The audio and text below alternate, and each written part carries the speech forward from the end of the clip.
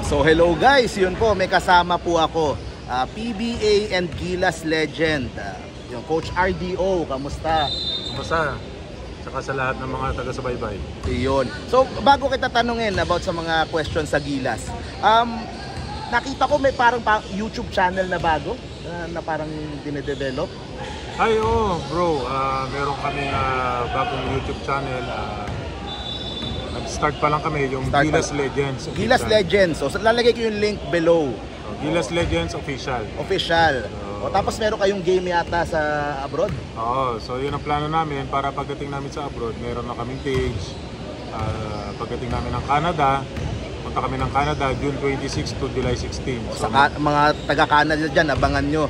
So kasama mo mga fellow PBA and Gilas Legends yan. Ayun. So yun yung mga dating Gilas noong 2013, 2014, 2015, yan yung mga kasama. Siyempre kahit sino, basta naging Gilas. Oo, basta gustong sumama sa amin. O yun, abangan nyo, nakaka-excite yun. O, speaking of Gilas, katatapos lang nung first window for Asia Cup. Diba? Napaka-convincing nung panalo natin, Hong Kong and Chinese Taipei. Anong masasabi mo so far doon sa bagong team natin? Bro, alam mo, ano yan, good start yan. 2-0 tayo. So, magandang simula yan para madala natin sa mga susunod na laro. Kumbaga, nagkaroon tayo lalo ng kumpiyansa. Kumbaga, confident tayo ngayon makipaglaban kahit kanino, lalo na sigurado sa susunod na window kalaban natin, New Zealand. So, yan talaga, real test yan. Ang maganda lang, nasimulan natin ang maganda, meron tayong baon pagdating natin sa mga... Nabibuild yung confidence, no? Tsaka yung chemistry nila as a group, no? Na nabubuo din. Ano masasabi mo dun sa mga big man natin, like itong si Kai Sotto? Kamusta naman so far yung development niya? Alam mo, yan si Kai Sotto, inaanak ko yan eh. Nakikita natin yung resulta ngayon na kapag nagwe-weights na siya, at saka nag-workout, nag-extra work siya ngayon. Kay Coach Mel, sa Fit 21. So malaking bagay na lagi niya sinasama si Coach Mel. Sinasama niya sa Japan, sa Inspire, sa training camp na isasama niya. So ngayon nakita natin yung improvement. Isang buwan pa lang nag-workout, pero nakita mo naman nakikipagbanggaan. So maganda nilalaro niya hanggang ngayon. Sa D-League naglalaro siya. Ganda na ng performance, ang ganda na ng numbers niya. How about yung mga bago din? Diba? Sina Carl Tamayo.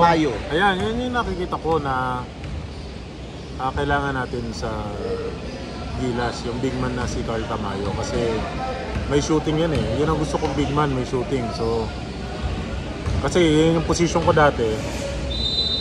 Gustong gusto ko na meron tayong big man na nakakashoot. Kasi malaking bagay yan, lalo na sa international. Meron tayong mga big man na sumushoot. Tsaka matalino, maganda yung footwork niya. Nakaka-block ng shot, 6'8", mahaba, at the same time, meron siyang smart siya maglaro. Taas yung basketball IQ niya, no? Yan, meron siyang mga good decisions sa loob ng court. Last na si, isang bago din, pinakabago, si Kevin Kiambao. Ayan, ang galing din. 6'7.5" na positionless. So, kahit saan mo ilagay yan. Pwede mong gawing big man, pwede mong gawing wing. So very impressive ang batang yan. So at the same time, sa nakikita ko sa batang yan, willing lagi maglaro para sa national team. So sana i-maintain niya yun. Huwag siya magbabago, hard work lang yun. So yan yung mga promising na future sa future Gilas, no? Coming from one Gilas legend to hopefully a future Gilas legend dito kala Kevin Kiambao. So, Coach, thank you very much for joining me, and good luck sa iyo, sa team mo, and sa 3x3 and sa anak mo. Yan, good luck, and sa Gilas Legends, yun, good luck din. So, subscribe natin guys, follow tayo. Bye-bye. Thank you.